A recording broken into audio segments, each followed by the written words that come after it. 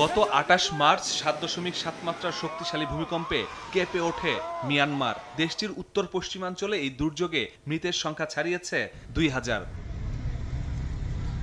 এমন ভয়াবহ দুর্যোগে মিয়ানমারের পাশে দাঁড়িয়েছে বাংলাদেশ। প্রধান উপদেষ্টার নির্দেশে সশস্ত্র বাহিনীর পক্ষ থেকে ১৬.৫ টন ত্রাণ পাঠানো হয়। এবার মিয়ানমারে পাঠানো হলো ৩৪ সদস্যের উদ্ধারকারী ও ২১ সদস্যের চিকিৎসা সহায়তাকারী দুটি দল। একই সঙ্গে পাঠানো হয়েছে আরও ১৫ টন ত্রাণ সামগ্রী।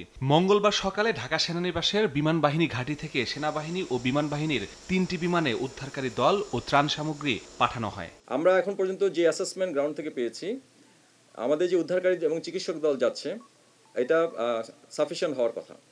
যদি আরও প্রয়োজন হয়, আমাদের ওখানে আমাদের দূতাবাস রয়েছে, আমাদের ওখানে ডিফেন্স অ্যাটাচে উনি আমাদের এই দলের সাথে থাকবেন।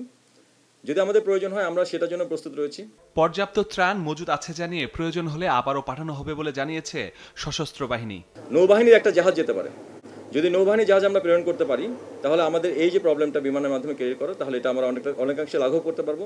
সেই ক্ষেত্রে আমাদের কাছে যে ত্রাণ সামগ্রী এখন আমাদের হাতে রয়েছে এই মুহূর্তে, আজও যেটা আমরা প্রেরণ করতে পারছি না, সেটা হয়তো আমরা প্রেরণ করতে পারবো।